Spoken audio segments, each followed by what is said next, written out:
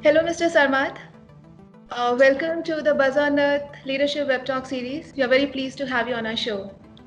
It's a great pleasure for me to be here, Gayatri, and good to connect with you, and especially with BuzzOnEarth that you founded, about 2 years ago, and already in a very short time, you seem to have really done a fantastic outreach, which covers more than 160 countries, 5,000 cities, and all that involves or are associated with those partners in many different ways. So congratulations. Thank you so much. Thanks a lot. So, I'm sure that you have just returned from the Climate Action Summit, and there must be a lot of action already in place because a lot of takeaways would have been there, and we must be right now just trying to churn out all the information and the discussions that happened at the global level.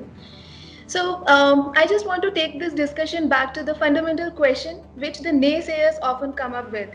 And that question is this global warming real? I mean, is there something like global warming which is actually caused by human actions? Because there are people who think that humans are not capable of, like, human scale is too small in comparison with nature, and humans may not be capable of causing something as devastating. So, what are your thoughts about that?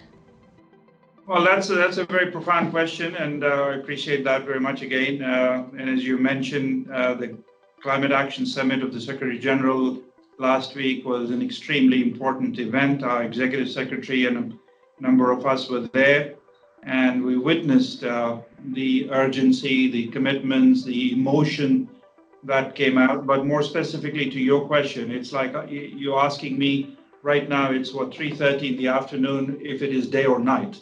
I can only say it's day, it's daytime, right? So climate change, the impact that we are seeing, we are witnessing, and the science that has very clearly and categorically stated in the several versions of IPCC report. And these are many scientists from around the world, highly credible, and a conclusive evidence that they have provided saying that humans are responsible for the global warming that we are experiencing. And therefore, it's very difficult to dispute that kind of evidence coming from a very highly credible group of scientists who unanimously have conveyed to the world what the facts are. So from our side, it's unequivocal in terms of what we believe is the cause and more importantly, actually, what we need to do. So what is the history for this 2 degrees Celsius global warming climate change target that we have set for the entire world? So would you like to take us through that? Very briefly, many of us, we know about the Paris Agreement, which was concluded in 2015, and that was one of the greatest achievements of the multilateral system, where 197 countries and parties came together to agree on addressing this existential threat that is facing the world at large, all of us, humans. So, and the decision was that we should limit the greenhouse gas emissions and global warming to a degree where, preferably after the Industrial Revolution target, that we limit that global warming to 2 degrees, but preferably 1.5 degrees. So that was the target, and that was based, as I said, on the IPCC reports and scientific evidence and extensive analysis. Right. And more importantly than that, the impacts that were visible, that many of us, I think everyone, in some way or the other, have experienced, have witnessed, have read about, or if not, remotely seen things on the TV. Right. The impacts and the suffering, the human suffering, the displacement, the catastrophic damage to infrastructure, businesses, all of that. So those were the signs that we were witnessing, and Paris Agreement is a response to that. And the world came together in that agreement and agreed that we need to take serious and very concrete action. So if not, the implications would be very traumatic and drastic. So that's what we're dealing with, and so that's the background. And a little bit more after the Paris Agreement. Paris Agreement was all about negotiating a text and a common set of principles and actions that all governments need to take. And after that came last year the Rulebook, the guidelines that were necessary to implement that agreement. So the agreement was one thing, but we also needed the guidelines, the rules and regulations to implement. So last year's COP was that. We negotiated or we facilitated those negotiations in agreeing to the Paris Agreement work program or the rule book that was agreed at the COP in Poland last year. So that's where we are. So now we have the agreement, the implementing guidelines and the rule book. So now what remains to be done is to unleashing the full potential of that agreement to start implementing and preventing the disasters that will happen if we don't take action. Wonderful. So that brings me to a question related to this. The rulebook thing which you just mentioned, is it something voluntary or it is applicable to one and all?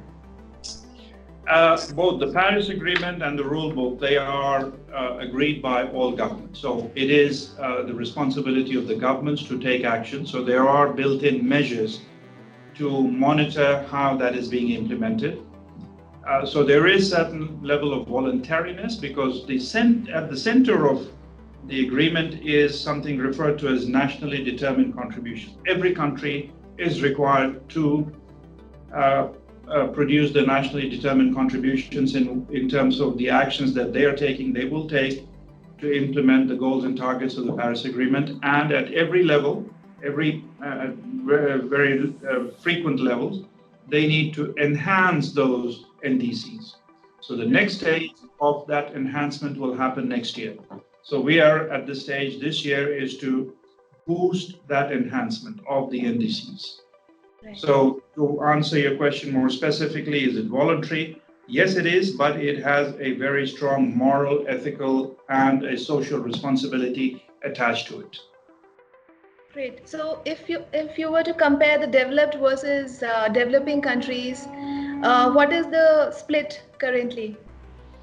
That's the beauty. Well, that's another very good question. But the beauty of Paris Agreement is the Paris Agreement does not categorize countries between developed and developing. I think we are all in it together. We are all in the same boat, and everyone needs to take action according to their respective responsibilities and circumstances. So that's extremely important. But having said that, there are certain countries, as we know, the small island developing states or the least developing countries, they are at the forefront. Right. They have generated the least amount of greenhouse gas emissions, but the impact that they're suffering is the largest. Exactly. So they need very significant and important support from the developed world. Absolutely. So that's where the financing and the capacity building, the technology transfer is built in the Paris Agreement, that the developed countries are required to provide that support to those who need it most. But in addition, as I said, the underlying fact is everyone needs to take action. So we're seeing that happening at different levels, but unfortunately still not sufficient, still not enough. And in some areas, in some economies, and certain industries, it'll take time.